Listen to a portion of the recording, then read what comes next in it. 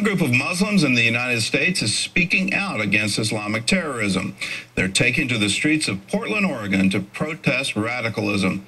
Gary Lane has their story. Pakistani Muslims rally in support of their nation's blasphemy law and cheer the assassin who killed a governor. Moderate voices were drowned out by extreme shouts of joy, but not in the United States. There's nothing Islamic about blasphemy laws. Rashid Reno is president of the Ahmadiyya Muslim Community in Portland, Oregon. You know that in Pakistan, if there were elements there, certain Muslims there would view what you just said as blasphemous. Probably. But they would have no religious basis for it whatsoever. There's no Quranic verse. All they have is some quote from some extreme clergy somewhere. Extremist views such as attacking or killing those who leave the faith are also considered un-Islamic by these Ahmadiyya Muslims. In many Islamic countries, from Egypt to Saudi Arabia and Iran, Muslims who convert to Christianity or any other faith are considered apostates. The Quran says, La ikraha fi din. There is no compulsion in religion. So the idea that someone can be punished for changing their religion is completely foreign to Islam. And what about jihad? The waging of war or using violence to expand the reach and influence of Islam. The new jihad of this age is the jihad of the pen. We solve our disputes through intellect and through reason. The age of the jihad of the sword is over. That was the teaching of Pakistani Mirza Ghulam Ahmed. He founded the Ahmadiyya sect in 1889 and taught against violence and the mixing of spirituality and politics. Portland's Ahmadiyya Mosque is nestled in a residential neighborhood on the city's south side. We caught up with members on a Saturday morning as they prepared to blanket downtown Portland with flyers promoting their message of peace. We're here not to argue or confront anyone. So that's basically it.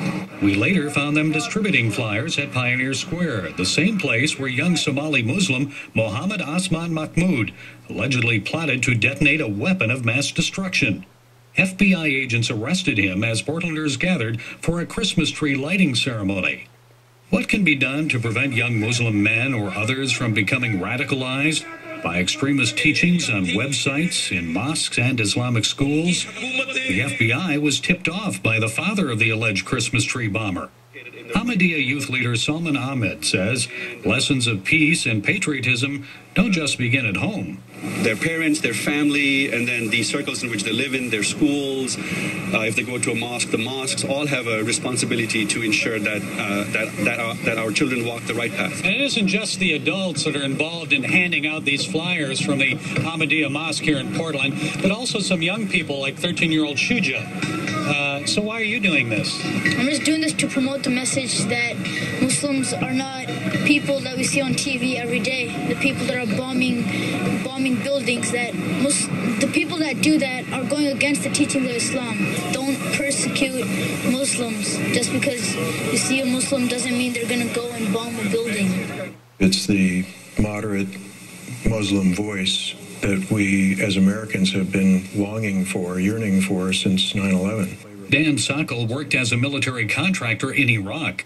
He now shares his experiences while teaching a course at Vancouver's Clark College. This is almost a 2-for-1, where it's not just a courageous, a bold step forward on behalf of moderate Muslims everywhere, but it's specifically in reaching out to those younger generations that should be our greatest concern. I think the voice that I represent is a voice of not only reason, but also courage.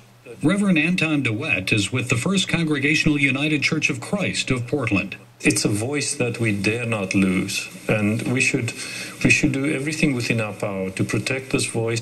So how can evangelical Christians show support without compromising their faith? CBN News visited Multnomah Biblical Seminary, where we met with Paul Metzger, professor of theology and culture. He says Christians must hold true to their biblical and theological convictions about God and salvation. but always moving through them toward engaging the other. And I think of Jesus' own words in Luke 10 about the Samaritan story, and it's to care for the person whom we would often ostracize or we would ignore. And Jesus says, your neighbor is the person not like you, least like you, conviction with compassion. That's what Scripture calls us to. What's going on telling people that Muslims are peaceful people?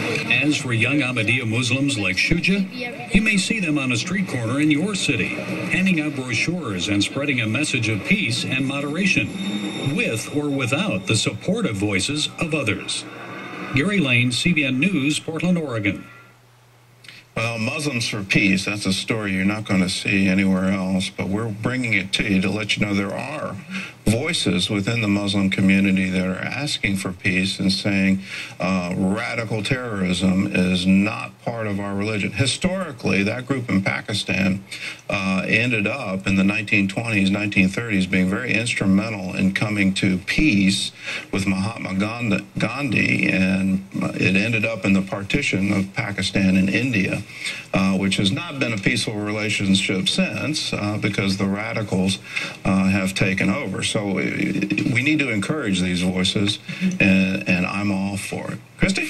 You know what was neat about that story, Gordon, is I was sitting there thinking, like Gary Lane said, how as we Christians, how can we support them even though we don't necessarily share that same mindset or the same religion? And it is like Jesus calls us to do, to love our neighbor, to support them and to help them, but, you know, still stay strong to the belief of Jesus Christ. There's another one, and it's from Luke chapter 10, where he's sending out the 70 to go preach the gospel. I mean, he's telling them to go witness, go evangelize, go be missionaries, essentially.